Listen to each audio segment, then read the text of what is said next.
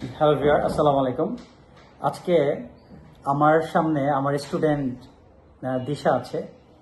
আজকে সে একটা প্রশ্ন নিয়ে আসছে যে সে একটা বিষয় জানতে চাচ্ছে। Actually she is very curious to know about a particular matter. তো দিশা, তোমার প্রশ্নটা বলো।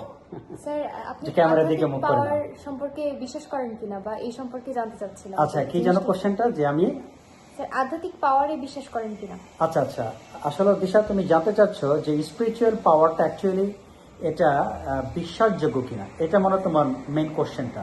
জি স্যার। যাই হোক, আসলে আমি একটু বিষয়টা উপস্থাপন করবো খুব সংক্ষেপে। আমরা যারা মুসলমান তারা জানি যে পবিত্র কোরআন শরীফে কিন্তু বলা আছে যে এই ভূপৃষ্ঠে সব কিছুকে, এই ভূপৃষ্ঠে যা আছে সব কিছুকে কিন্তু মানুষের অনুগত করে দেওয়া হয়েছে।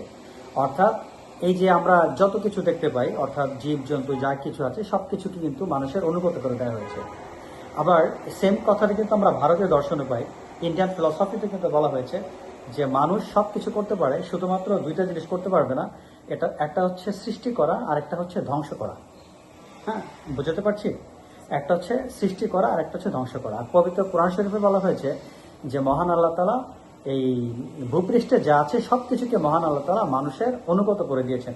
এখন দিশা, প্রশ্নটা হতে পারে তাহলে বাঘ কেন আমাদের কথা শুনে না, সিংহ কেন আমাদের কথা শুনে না? হতে পারে।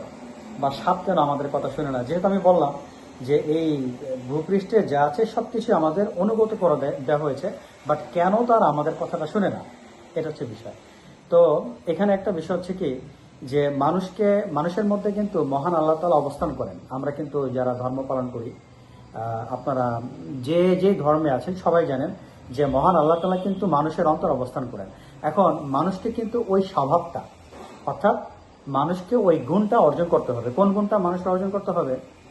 যেমন মহান আল্লাহ তাআলা উনি লোভ করেন না, সো আমাদেরকে লোভ থেকে মুক্ত হতে হবে। আমি বোঝানোর জন্য কথাগুলো বলছি আর কি। তার মানে মহান আল্লাহ তাআলার যে গুণগুলো আছে দিশা, সেই গুণগুলো কিন্তু আমাদের মধ্যে থাকতে হবে। যেমন এই মহান আল্লাহ তাআলা কি কি গুণ ওনার আছে? উনি উনি খান না, উনি ডিজায়ার করেন না, ওনার কামনা নেই, বাসনা নেই। যেহেতু আমাদের খেতে হবে, সেটা একটা এক্সামশন আছে, না খেলে আমরা বাঁচবো না। কিন্তু অন্যান্য যে মানসিক বিষয়গুলো আমাদের আছে, যেমন আকাঙ্ক্ষা বা আমাদের বিভিন্ন রকম যে আমাদের এই প্রয়োজনগুলো, আমরা অনেক সময় অতিরিক্ত আকাঙ্ক্ষা করি, কামনা করি, বাসনা করি। এভাবে যখন আমরা আমাদের সোলকে, অর্থাৎ আত্মাকে মুক্ত করতে পারবো জাগতিক সকল কামনা বাসনা থেকে, তখন আমাদের মধ্যে মহান আল্লাহ তাআলার স্বভাব আসবে। আর ওই অবস্থায় যখন আমরা এই মহান আল্লাহ তাআলার স্বভাবটা যখন আমরা অর্জন করব, তখন এই পৃথিবীর সব কিছু আমাদের কথা শুনবে। এটা স্বীকার করতেই হবে। তুমি হয়তো জানো যে এই গুণটা কিন্তু নবী রাসূলদের ছিল। আর নবী রাসূলদের যখন এই গুণটা ছিল, আমরা সেটাকে বলতাম মুজিজা। আর এই গুণটা যখন কোনো সাধু বা সন্ন্যাসের হবে বা কোনো ওলি আল্লাহর হবে, তখন তাকে বলা হয় কারামত। তো যাই হোক, আমি মানে যদি সামারিকের কথাটা বলি, সেটা হচ্ছে কি, আমরা যদি মহান আল্লাহ তাআলার গুণটাকে অর্জন করতে পারি। মহান আল্লাহ তাআলার গুণ বলতে কোনটাকে বোঝাচ্ছে? যে মানসিক গুণগুলো আছে, হিংসা না থাকা, কামনা বাসনা না থাকা, এই পৃথিবীর ভোগ বিলাস, এই যাবতীয় সব কিছু থেকে। কারণ আল্লাহ পাক কিছুই চান না, তার সব কিছুই আছে। আর আমাদের কাজ হচ্ছে কি, এই যাবতীয় চিন্তা ভাবনা, মানে আমাদের টোটাল সেন্টারটা হতে হবে মহান আল্লাহকে পাওয়ার জন্য। আমাদের চেষ্টা করতে হবে। আমাদের কামনা বাসনা থাকবে একটাই, সেটা হচ্ছে কি মহান আল্লাহ তাআলার নৈকট্য অর্জন করা। আর বাকি যেগুলো থাকবে সেগুলো হচ্ছে আমাদের প্রয়োজন মাফিক। যেমন ধরো ফর এক্সাম্পল, যে আমরা কিন্তু কিছু কাজ করে থাকি, যে কাজ কিন্তু আমরা একমাত্র প্রয়োজনের জন্যই করে থাকি। যেমন ন্যাচারাল কলিং, প্রাকৃতিক কাজগুলো, এগুলো কিন্তু আমরা প্রয়োজনে করে থাকি। প্রয়োজনের বাইরে কিন্তু এগুলো কেউ পছন্দ করে না। হ্যাঁ, তো ঠিক জাগতিক কাজগুলো আমাদের প্রয়োজনের সাথে সম্পর্ক হতে হবে। আর আমাদের ডিজায়ার থাকতে হবে মহান আল্লাহ তাআলার নৈকট্য অর্জন করা।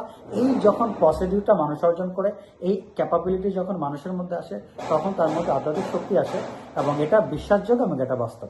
আশা করি তুমি হয়তো আমার উত্তরটা পেয়েছো। ঠিক আছে, আজ এ পর্যন্ত। আল্লাহ হাফেজ।